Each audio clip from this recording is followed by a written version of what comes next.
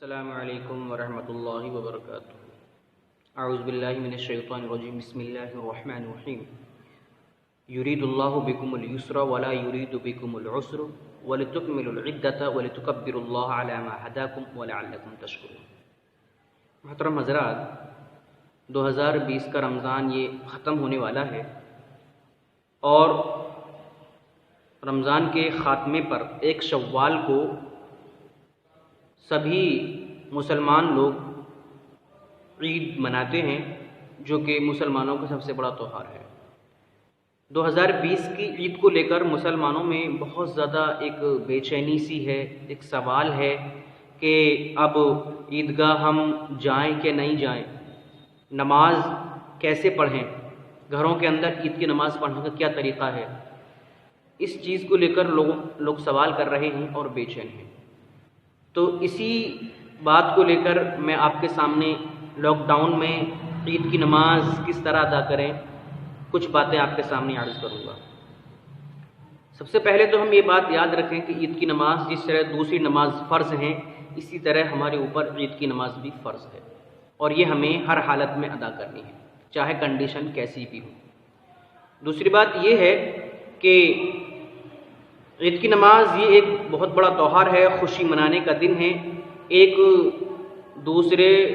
کو جو ہے خوش آمدید کہنے کا دن ہے، اور اس دن اللہ رب العالمین تمام اعمال جو مسلمانوں کے ہیں، جو رمضان میں ہم نے ایکٹیویٹی کی ہیں، جو عبادتیں کی ہیں، اللہ رب العالمین اس دن تمام اعمال کو اللہ کے سامنے پیش کیے جاتے ہیں، اور اللہ رب العالمین تمام اعمال کا جو رمضان میں ہم نے کیے ہیں اس کا اللہ رب العالمین اجر دیتا ہے، جزا دیتا ہے۔ تو یہ خوشی کا دن ہے۔ اب عید کی نماز ہم کیسے ادا کریں، یہ مسئلہ پیچیدہ ہے۔ لوگوں کے بارے میں لوگ اس بارے میں ایک مسلسل ایک سوال بنائے ہوئے ہیں، الجھے ہوئے ہیں۔ تو اس مسئلے کو لے کر سب سے پہلے تو ہم یہ بات یاد رکھیں کہ عید کی نماز کا وقت کیا ہے، کیونکہ عام طور سے اکثر مسلمانوں کے اندر یہ ایک چیز پائی گئی ہے کہ ہم عید کی نماز کو ہمیشہ دیری سے ادا کرنا چاہتے ہیں، دیری سے پڑھتے ہیں۔ تو میں یہاں پہ یہ بات یاد دلا دوں کہ عید کی نماز کا جو وقت ہے وہ صبح سے، یعنی سورج نکلنے کے بعد سے، یعنی تقریباً جب سورج نکل جاتا ہے تو اس کے 20 منٹ یا آدھے گھنٹے کے بعد سے زوال تک رہتا ہے، یعنی ظہر کی اذان کے 15-20 منٹ کے پہلے تک عید کی نماز کا وقت رہتا ہے۔ یعنی عید کی نماز کا جو اول ٹائم ہے وہ سورج نکلنے کے آدھے گھنٹے کے بعد سے شروع ہوتا ہے، اور جو لاسٹ ٹائم ہے وہ ظہر کی اذان کے آدھے گھنٹے پہلے تک رہتا ہے۔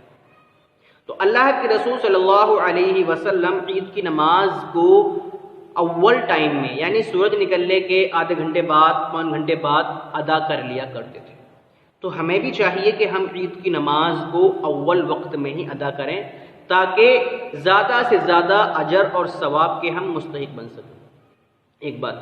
دوسری بات یہ کہ عید کی نماز کے اندر ہمارا کیا ادب ہونا چاہیے، تو اس بارے میں ہم یہ یاد رکھیں کہ عید کی نماز کے لیے غسل فرض ہے، ضروری ہے۔ عید کی نماز کے لیے غسل کرنا ہے۔ اس کے بعد اللہ کے رسول صلی اللہ علیہ وسلم نے فرمایا اپنی طاقت کے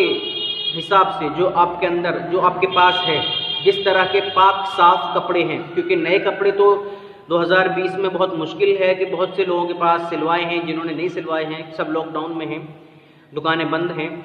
تو جس آدمی کے پاس پاک صاف کپڑے ہیں وہ آدمی غسل کرنے کے بعد پاک صاف کپڑوں کو پہنے۔ اگر آپ کے پاس خوشبو میسر ہے، عطر میسر ہے،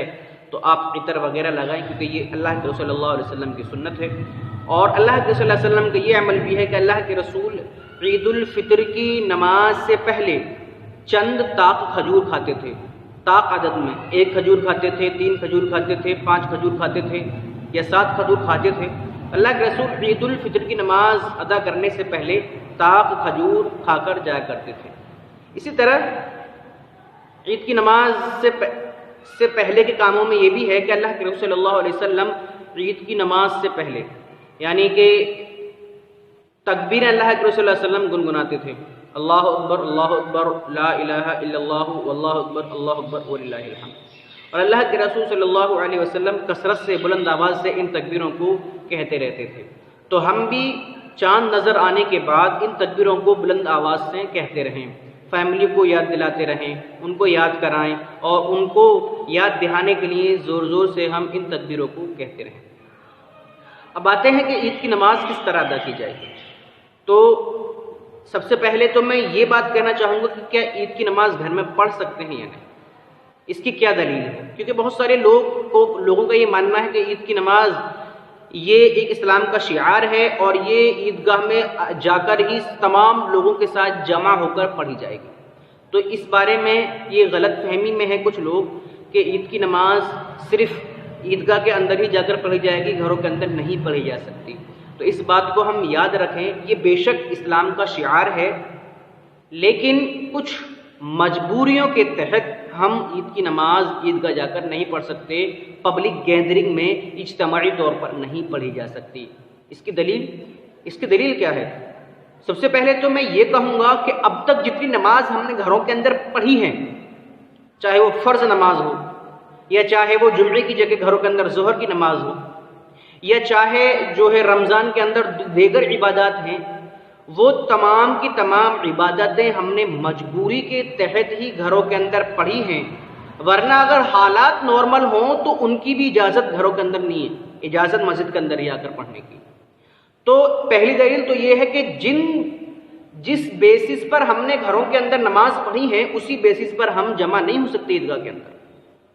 انہی دلیلوں کو مان کر ہم اپنے گھر کے اندر عید کی نماز ادا کریں گے، پہلی بات۔ دوسری بات یہ کہ اسلام جن چیزوں کا حکم دیتا ہے، اسلام نے جو شرائط عبادتوں کے لیے لگائے ہیں، اگر انسان کے پاس مجبوری آ جاتی ہے تو وہ سارے کے سارے شرطیں ٹوٹ جاتی ہیں اور انسان کے لیے کہہ دیا جاتا ہے کہ اب تیرے پاس جیسی آسانی ہے اس عبادت کو اس آسانی کے ساتھ ادا کر۔ مثال کے طور پر نماز پڑھنے کے لیے وضو شرط ہے، نماز ایک عبادت ہے اور وضو شرط ہے، وضو کرنا ہی ہے، اگر وضو نہیں کیا تو نماز نہیں ہوگی۔ لیکن جب آدمی کے اندر مجبوری آ جاتی ہے، بیمار ہو جاتا ہے، پانی کے استعمال سے خطرہ ہے، تو اب وہ شرط ٹوٹ جاتی ہے۔ اب انسان کی آسانی کے لیے یہ کہا گیا ہے کہ اب وہ تیمم کر لے، اس طرح اس کے لیے آسان ہے، تو شرط ٹوٹ گئی۔ اسی طرح جو ہے اعتکاف کے لیے شرط ہے کہ وہ مسجد میں کیا جائے گا، اب چونکہ مجبوری ہے تو وہ شرط ٹوٹ گئی، اب اعتکاف نہیں کیا جا سکتا، اعتکاف سسپینڈ ہے، وہ گھروں کے اندر بھی نہیں کیا جا سکتا اگر مسجدوں میں نہیں کیا جا سکتا۔ اسی طرح فرض نماز کے لیے شرط ہے کہ وہ مسجد کے اندر آ کر ادا ہوگی، اور لیکن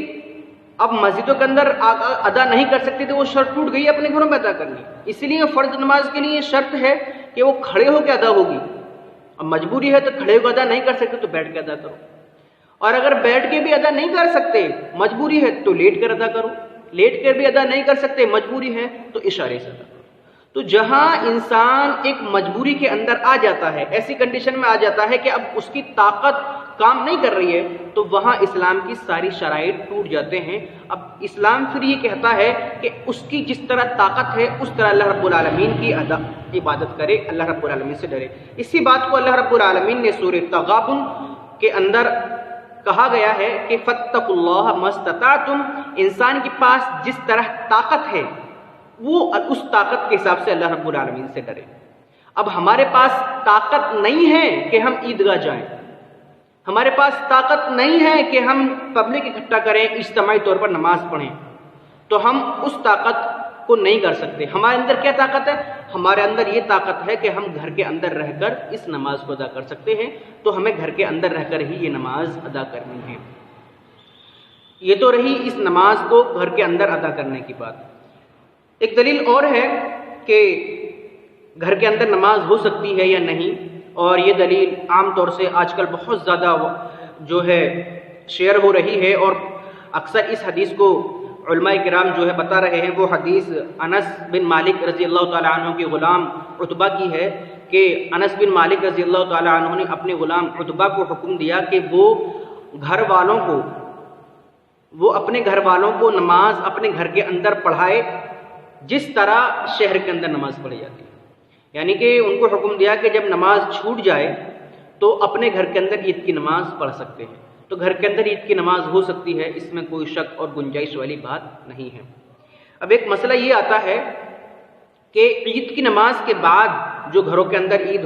کی نماز ہم پڑھیں، اس عید کی نماز کے بعد کیا خطبہ دیا جائے گا یا نہیں؟ بہت سارے لوگ اس شک میں ہیں اور اس بات میں ہیں کہ عید کی نماز کے بعد گھروں کے اندر خطبہ نہیں دیا جائے گا، لیکن یہ بات کسی بھی طور پر صحیح نہیں ہے۔ اور جس حدیث کو لے کر جس بات کو لے کر دلیل دی جاتی ہے کہ انس بن مالک کے غلام عتبہ نے گھر کے اندر عید کی نماز پڑھائی، تو اس حدیث میں خطبے کا ذکر نہیں ہے۔ تو اس بات کو یاد رکھیے، اگر خطبے کا ذکر نہیں ہے اس کا مطلب یہ بھی نہیں ہے کہ اس میں خطبہ نہ دینے کا بھی ذکر ہے، اس میں تو صرف نماز پڑھانے کا ذکر ہے۔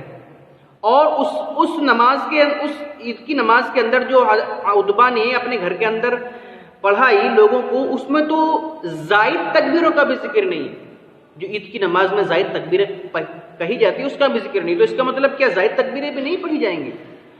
یہ مطلب نہیں ہے کہ اگر کسی حدیث میں کسی چیز کا ذکر نہیں ہے تو وہ چیز نہیں کی جائے گی، ایسا نہیں ہے۔ تو عید کی نماز گھر کے اندر پڑھی جائے گی،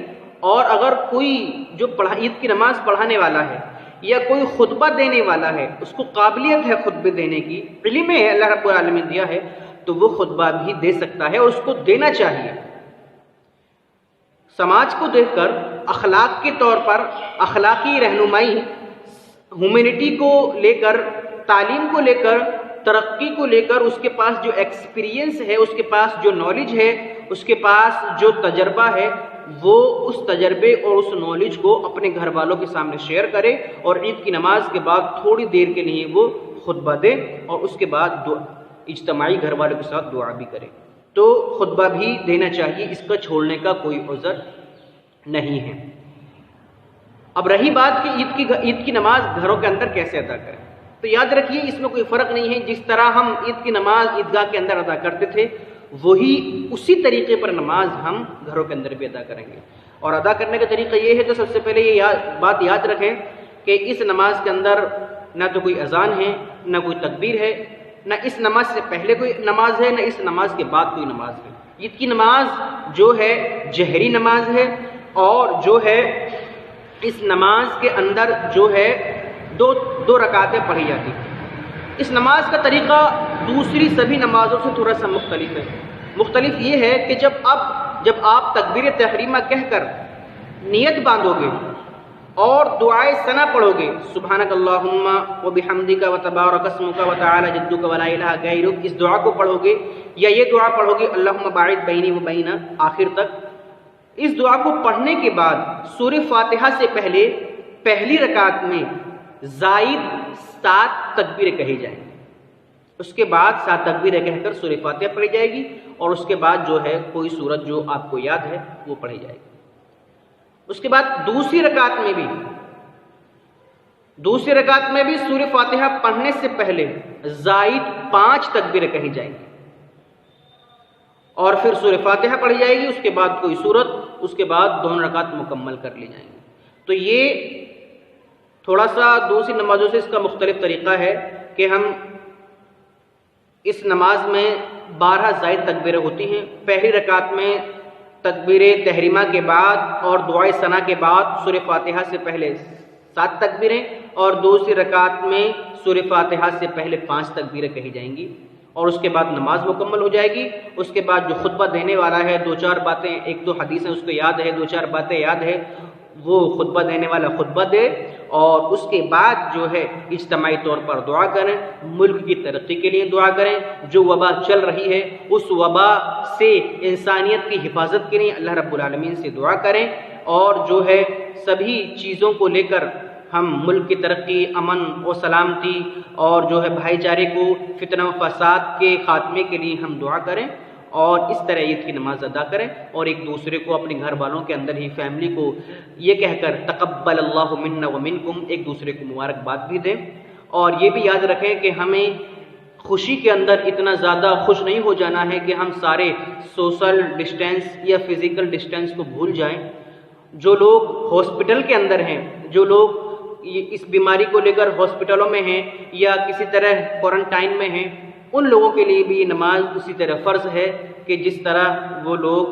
دوسری نماز ادا کر رہے ہیں۔ اگر وہ بیڈ پر ہیں تو اشارے سے اس نماز کو ادا کریں، کھڑے ہو کر نہیں پڑھ سکتے ہیں تو وہ بیٹھ کر اس نماز کو ادا کریں، لیکن اگر ان کو کسی طرح کی سہولت ہے تو اس نماز کو ہاسپٹلس کے اندر یا کوارنٹائن سینٹر کے اندر ان نماز کو پاک صاف ہو کر، یا اگر پاک صاف نہانے کا طریقہ نہیں ہے تو تیمم کر کے اس نماز کو اپنے طریقے سے، اپنے طور پر، اپنی آسانی کے ساتھ ادا کریں۔